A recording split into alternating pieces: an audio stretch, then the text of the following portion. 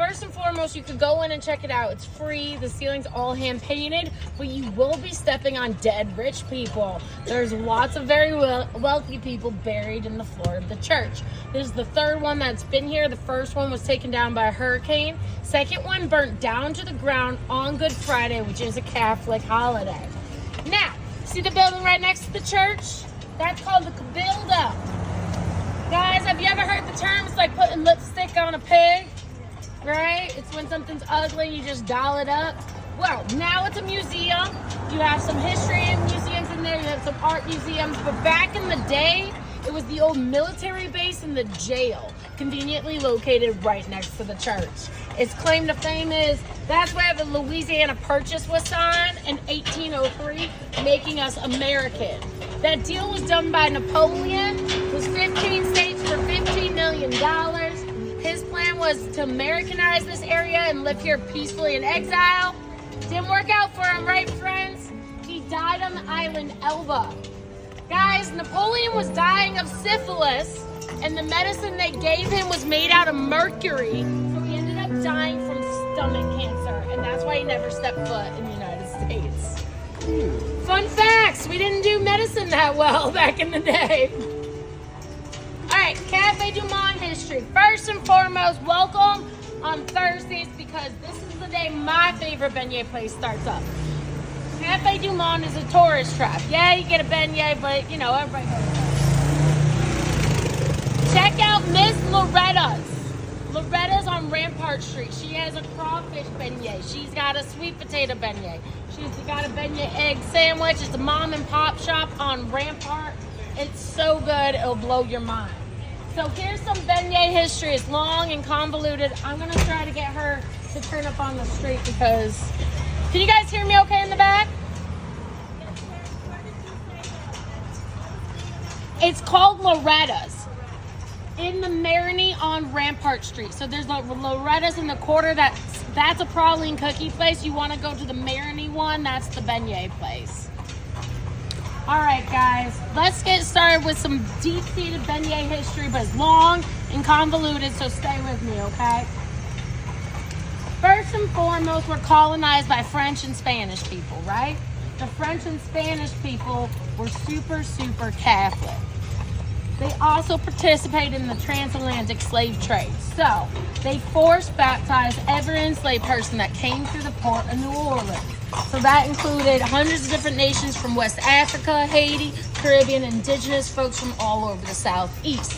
Because of the forced baptisms, Catholic law says you cannot make a human work on Sundays if they're baptized Catholic, period. Even if it's not consensual. So, enslaved people had Sundays off in New Orleans. You see those lights right up ahead? So if you kept walking that way, you get to Rampart Street. You can't go anymore. You go into this park. That park is called Congo Square. That was the designated area where enslaved people could see each other on Sundays. And that's the birthplace of our Creole culture with the languages, drumming, dancing, etc. So if you go in there, you're going to be greeted by a monument with 3 lines on his face, a man with 3 lines on his face. That represents a voodoo priest, drumming and dancing, and a woman from the Homa Nation, because that's where they did their green corn ceremonies, which is the blessing of the New Year. So how does this loop back to beignets? Well, check it out. On Sundays, there's still work to be done, so why would you work on your only day you had off? So you had to get paid on Sundays. Now, this badass lady named Rose Nicard started selling coffee and beignets in the French Market in Jackson Square. She made so much money, she bought a freedom. She bought the freedom of her friends and family and died owning 2 coffee shops, guys. She was the first ex-enslaved female entrepreneur of New Orleans. I guess they're handing out free champagne if you want to go check it out. It's an opening of a coffee shop. Because why not? Let's just give you out free champagne for a coffee shop. So, Rose Nicard started this trend. Other women started following suit, and they started selling coffee and other sweet treats in the French Market in Jackson Square. These sweet treats got to be called freedom food. First one, beignet. Second one, a praline cookie. And the last one is called collas. You take leftover rice, put egg and flour in it, deep fry it, and then you dip it in something sweet. Can you guys hear me still okay back there? I know. All right, I want you to take a look at this courtyard while I'm talking. So, the first French explorer of New Orleans, his name is LaSalle, and he comes over in the 1690s. He sets up the first Louisiana kingdom. It went from Alabama up to Detroit, Michigan, into Canada, over to North Dakota, down both sides of the Mississippi River. Now, they name it Louisiana after King Louis XIV and his wife, Princess Anna of Spain. So we've had a Spanish connection from the beginning. So, kingdoms aren't worth a damn unless you got a port city. So they're traveling down the Mississippi River. They finally get to the Gulf of Mexico, and LaSalle's crew has had it with him. And he is murdered and mutinied out of the storyline, guys. We give him a street name.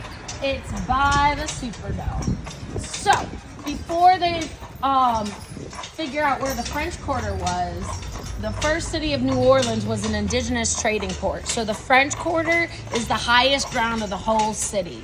At 15 feet above sea level depth, this is it, guys. But it did not flood during Katrina. So when you go over to the 9th Ward or Pontchartrain Park, it's literally 15 to 25 feet below sea level. So that's how much higher it is. So the first name of this area was given to us by the Choctaw Nation, and it was called Belboncha.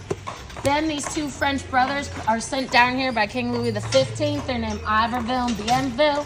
They find homes with the Houma Nation. They lead them to Belboncha. They take it over and rename it Nouvelle d'Orleans officially in 1718. And that's when we're officially claimed for the French. All right, guys, I got a gross story and a ghost story for you. Which one you want? Both of them or one of them? Both of them. Okay. I wasn't sure what type of crowd we had. I was like, just history, some spooky. So, this is called the Hotel Provincial. It's super haunted, and it's called the Ice House Bar.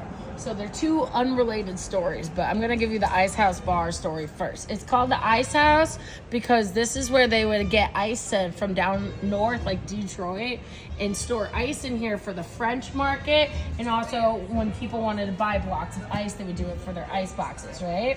Well, they did this while we're in the yellow fever pandemic. So yellow fever is from a mosquito bite, and it cooks you from the inside out. It killed over 44,000 people in New Orleans, giving us the nickname Necropolis, which means City of the Dead. Now, there's 3 stages to yellow fever. First is the fever. Second is compulsive vomiting. And then the last stage is the liquidation of your organs. So basically, your body got so hot that your organs popped and burst, and you bled through your eyes, fingernail beds, toenail beds, ears, every orifice. Y'all, this is my favorite stage because this is where our zombie folklore takes off. You had brain damage, you're walking around like the Walking Dead, and you had to survive yellow fever to make sure your offsprings were acclimated. Isn't that wild? Well, you can't bury underground in New Orleans because we have moving water underneath us. We're a city below sea level, right? You also can't cremate. We're super Catholic. It's against Catholic law to cremate. So they were putting dead bodies on ice at the same place they made ice for your fish and meats. So go get a shot there. They have a yellow fever shot. It's called chartreuse. It's very tasty. Go treat yourself. So after that, they're like, let's not do this as an ice house bar anymore. 5 years after yellow fever, we are in the Civil War, right? So this became a hospital during the Civil War. The Union Army cut off supplies on the Mississippi River, and they ran out of supplies to work with. And this is where the ghost stories come from, right? The first floor was the old amputee ward, right? When they had to cut off your arms and legs. So check it out. If you stay here, you might see women come walking in and out of your rooms, suffer from sleep paralysis, or getting shaken out of bed, right? So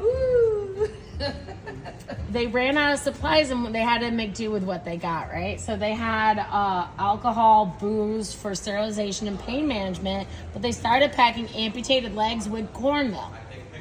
Stop the bleeding, caused infection, maggots. The worst part was rats love bloody cornmeal, and they're eating on these people's amputated legs and arms. So, in true New Orleans fashion, we gave them all guns to shoot at the rats, and they shot each other. They shot their toes off, and they shot a group of nurses. So go have fun. They have a swimming pool. It's nice. Check it out. All right, babies. We're only French for 35 years. Then we're Spanish for 44. While we're under Spanish control, they burnt the entire city down. Look up and down the street. Notice how there's no front porches, no front yards, no wood. This is called a firewall. So basically, if the winds of the Mississippi River ever picked up, a fire get blown on down the street. That's why we have balconies and courtyards that go deeply in. There's only 3 buildings in the French Quarter, in New Orleans in general, that are actually 100% French architecture. So this building up here is the oldest building in New Orleans. This is the Ursuline Convent. It's now a museum. You can go in and check it out, but they're not gonna let you on the 3rd story. So that was the room of the King's Daughters, aka the Casket Girls. These are the vampire chicks in New Orleans, friends. So check it out. The way they populated the first city of New Orleans was by emptying out all the prisons in France. So we had a lot of ex-cons here, a lot of French ex-con males. They started a program originally called the King's Daughters. It was a male-ordered bride program to get nice Catholic virgins here to settle down the ex-cons and start a first pure French colony. It went tragically wrong. A bunch of nuns got murdered in the process, and they blamed it on the girls. And then they started to get this folklore that they were vampire chicks, aka the Casket Girls. I know, but don't knock it till you try it. So check it out. Notice how that 3rd building is closed? That was the girls' dormitory. How the folklore went is that the girls would get married off, fly back in through that 3rd story, and suck some nuns to death along the way. Or there's another part of the folklore that some of the girls got paid extra money to bring vampires over. Long story short, you're not allowed up there. And every couple of decades, they get the Pope from Rome to bless silver nails, and that 3rd story is nailed shut. You're not allowed up there. So the way I like to see history is like, basically you got this gnarly folklore that seems unbelievable, right? Mm-hmm. Casket Girls, vampire chicks, and years of telephone turn it into that. So let's start from the beginning and kind of debunk it, right? So the King's Daughters were a mail order bride program. First they populated Quebec, Mobile, Alabama, and then New Orleans, right? But the New Orleans version went tragically wrong, and here's some of the reasons. First and foremost, the campaign of these girls was a con. This is how it went in France. Marry a gentleman and move to the New World. To marry a gentleman meant you were leaving your social status. We're talking caste system France, right? If you are an orphan, you're going to become a nun or a prostitute. If you are in poverty, you're staying in poverty. So this was a golden ticket out of your situation, right? So girls signed up. You had to be between ages 13 and 17. You had to be a virgin. You had to be Catholic. And they put you on boats and sent you over here. Well, it's bad luck to have women on ships in the 1700s. In French culture, so they kept the girls locked away, also away from the sailors. They did not see sunlight for 7 months. When they got off the boat, they were very ghostly looking. They were super pale. They also had scurvy. You guys know what scurvy is? Vitamin C and D deficiency, which makes your teeth fall out, your gums bleed, and it gives you this disease called ricket. Basically, your bones are so mushy, your legs start to bend in. So the ex-cons were like, we're not marrying these quote-unquote little monsters. Also, too, a bunch of girls died from severe sunburn because they're white girls from France with no sunlight, right? Vampire chicks. Second reason is linguistics. The word for luggage or dowry is casquette, where we have so many different languages here. We're French, Spanish, West African, etc., etc. So the word casket girls is where they get their nickname. And the last part is a bunch of nuns got murdered and they blamed it on the girls and called it a day, right? Well, we got a zoning issue, friends. Check it out. That Ursuline Convent was the hospital, the nuns' dormitory, the girls' dormitory, and the insane asylum, all in a cement and slate building. Of course something went wrong in there. But the worst part of all this is, and I personally think the main reason they won't let you onto that 3rd story is because in the 90s they were doing historical renovation and they found over 40 baby skeletons in the walls there.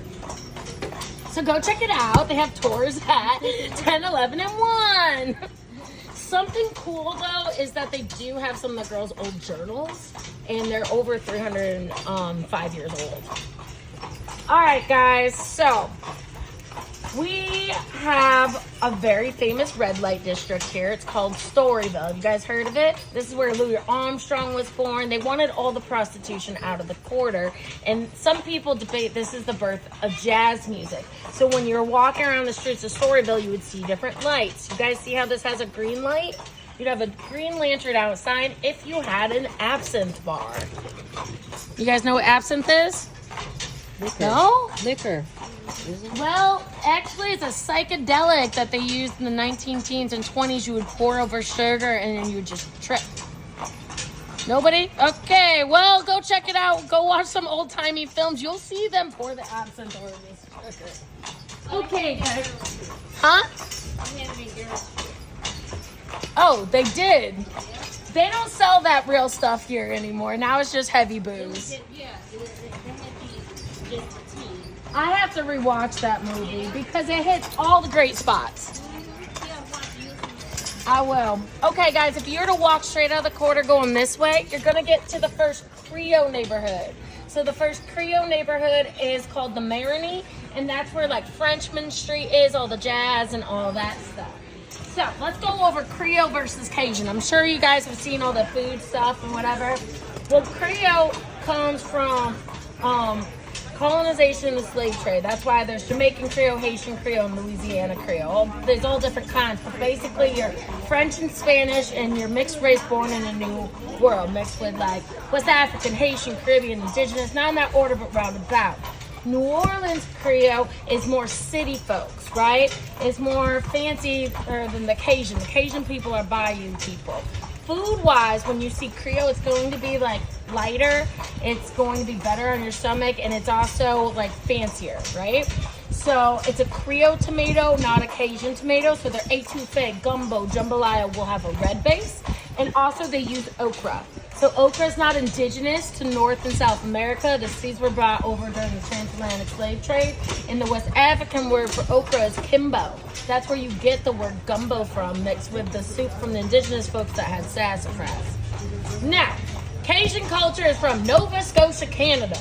Just throwing a bunch of different things to you. So Nova Scotia used to be called Arcadia before the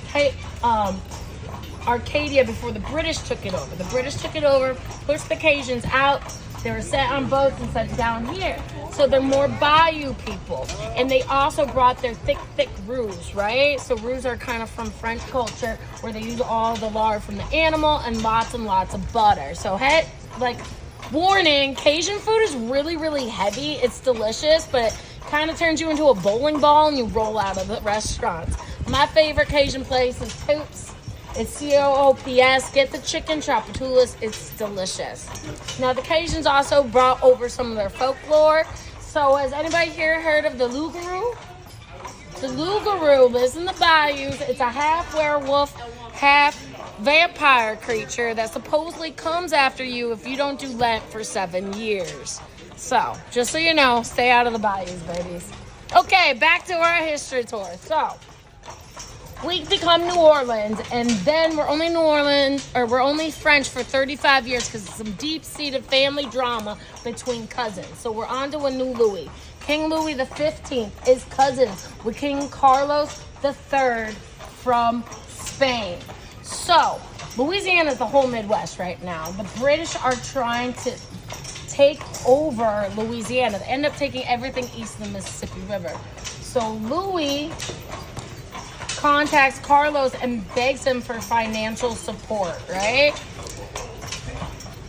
He gives it to him under one circumstance. He has to pay him back in full after the new border is discovered. So they get the British out of Louisiana. Now we have the Louisiana Purchase area, and Louis doesn't pay Carlos back. So Carlos is pissed and declares war on France. And they fight for 7 years. It's called the War of 7 Years. And to end the war and squash the beast between cousins, Louis tells Carlos, that Louisiana is loaded with gold and silver, and he shows them the gold and silver, and in the Treaty of Fontainebleau just gives it to the French. Y'all, if you want to research that more, it's called the Mississippi Bubble Scheme. We made fake money, tricked the Spanish. There's no gold and silver in Louisiana. So we become Spanish, they get here, and guess what? We got yellow fever. And then in 1788, they burned the entire city down with a candle, a drape, in the winds of the Mississippi River. Also, they used waterpress cypress trees that grow in the swamps. They're like kind of waxy. They're rot resistant, they're termite resistant, but they're highly flammable. The city went up in flames. So, long story short, they're going broke keeping the city. So they just give it back to the French. And in 30 days, Napoleon flips it to the Americans and the Louisiana Purchase for $15 million. And when the Americans get here, they don't speak French, Spanish, Creole, Cajun, none of it. So they start a new town, and that's the Garden District. Has anybody crossed Canal Street yet? Have you noticed every street name changes? That's because that's the American side and that's the Creole side, so all the street names stay the same going out of the quarter. Canal Street was literally a waterway. That's why it's one of the widest streets in New Orleans. The only other street that is that wide is Elysian Fields, and that was a train station. Come on, Ginger. All right, guys, I want you to look down in this courtyard so you can see how deep they go. You kind of saw one in the first one, but these are all called Creole cottages, townhouses. Each one of them has a deep courtyard. It was a way to get around taxes, too. One, you didn't want everybody to see what you had on the street, but two, like, you got taxed for only the doors and windows on the street, not in your courtyard. So corner houses in New Orleans are status symbols because you'd have to pay a tax for all the doors and windows on both sides of the street.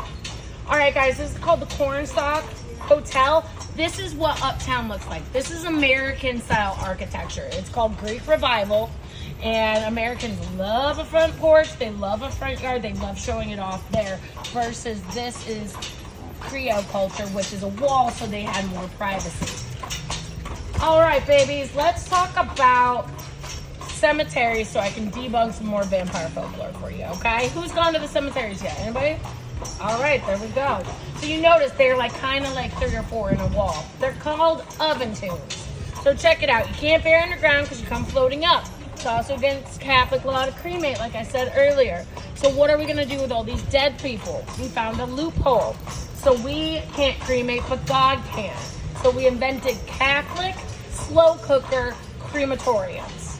It's organic, so check it out. You make an oven tube and you put a dead person in it like this, like loaves of bread. That's what it's designed after. Boom, boom, boom. You make it out of limestone, which gets viciously hot. And you bake a dead body for 1 year and a day. The reason for the year is one New Orleans summer, and the reason for the day is Catholic. It's sacrilegious to disturb a body on their ceremony of death. These tombs heat up to about 350 degrees on a hot summer day here, where our heat index is like 120, right? So your body will turn to dust and ash, and you're left with the bones and teeth. There's a hole above your head on each place you're laying. You open the door, push the body back with a long apparatus. You go down the slide, and you all be buried generationally in the family tomb, also known as the caviar of the tomb. This is where you get the term, I wouldn't touch it with a 10-foot pole. Any questions? I know, it's kind of it's weird, but it's also like their loophole. So, this is the Vampire Cafe right here. It's cute. They give you like a fake tattoo of vampire bites if you want it. Go check it out. But the reason they picked that spot in particularly because of the crimes against humanity that happened in this antique building right here. So check it out, friends. This is the legend of the Carter brothers. Hold on, Ginger. Oh, good girl. The Carter brothers lived here in 1850, and they're kidnapping teenagers and torturing them. They're accused. Some people believe they're vampires. Some people believe they're just psychopaths. But either way you shake it, they were caught, executed, and buried in our oldest cemetery, St. Louis number 1. Well, people are kind of, they're starting the rumor mill. Some people think they're vampires. But after a year and a day, when they go to push everything back, there was nothing there. So this added to the already preconceived notion. But check it out. In the 1850s to 1900s in New Orleans and New York City, people were robbing graves, selling dead bodies, blaming on demonic forces, and there was an organization that was buying dead people in bulk. Any guesses? It was our medical universities, like Columbia University, Tulane University, particularly in Catholic areas. It's against the law to have a body to practice science. But clearly we needed it because we were using lead and mercury to fix everything. Don't blame me, go to the pharmacy museum and look what we were doing. It's wild! Let's do everything that will kill you faster to heal you. All right, guys, this building right here is called the Presbytere. It's gonna have our Katrina Museum, which is pretty heavy, and our Mardi Gras Museum. I hate to say it, but we weren't the first city in America to do Mardi Gras. It was Mobile, Alabama.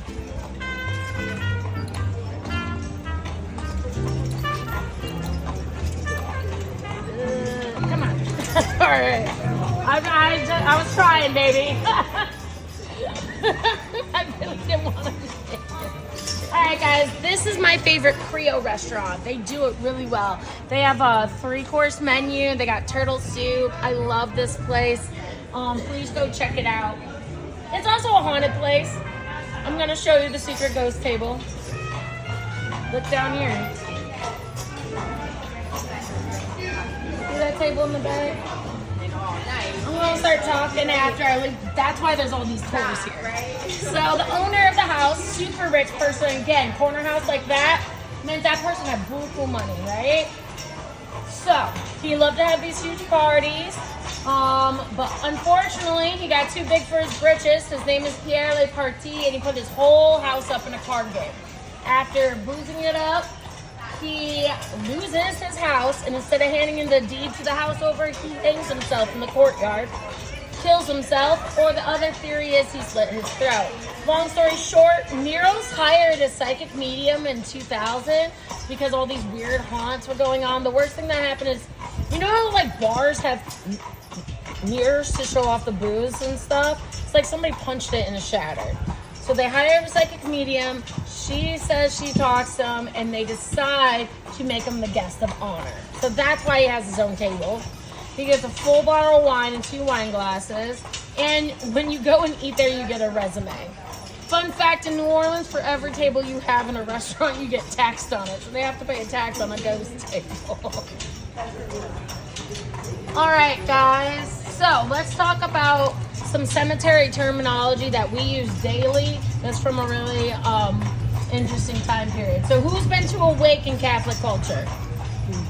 So a wake in Catholic culture is when you say goodbye to your beloved ones, and it's always open casket. So in French culture back in the day, a wake was 2 days long. But in Filipino Catholic culture, a wake was 9 days long. So the word wake comes from the verb to wake up. So if you're passed out, unconscious, in a coma, dumb, drunk, and you were pronounced dead, we gave you a waiting period to wake up. Like literally wake up. So, sorry guys, bathroom break.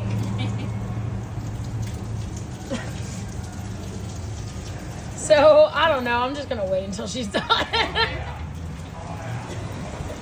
Good job, Ginge. Well, you can tell she's hydrated. You good, Mama? Okay. So, check it out. In New Orleans, because we only gave you 2 days, for a lot of people, that wasn't enough time to wake up. So we were baking people alive all the time down here. The reason we found out is because we would open the doors to the tombs and there's scratch marks everywhere. And there were skeletons literally pushed up against it trying to kick their ways out. So to fix the issue, we started putting bells on people's hands and feet connected to a larger bell in the center of the morgues and cemeteries. Then we hired somebody to be in them 24/7 to listen and go save lives. This is where you get the term graveyard shift, dead ringer, and saved by the bell. I know. Ruined everything, huh? All right, guys, have you ever heard the term stinking rich? Yeah? So, in Catholic culture, if you are wealthy and a sinner, you can kind of pay your way into heaven by giving the church all your money if you were super rich, and they would bury you in the floor. Remember at the beginning of the tour I told you there was dead rich people in there? That's because they would bless you. In Catholic culture, you have rosary beads to keep track of your prayers and keep track of the prayers. That's a straight shot to heaven. But again, with our bad science, we just cemented you in the floor of the church, and you would smell that decomposing rich person through the floorboards during your 5.5-hour Catholic ceremonies every Wednesday and Sunday. Then on Sundays, you would watch a public execution. That's why the jail was next to the church. You would watch people get decapitated, hanged, or the crowd pleaser was the wheel pull. Would they, you crank a wheel and rip off your arms and legs. Wasn't always Jackson Square. Used to be called Plaza de Arms. Any questions for me? You guys okay? Okay? You're very quiet.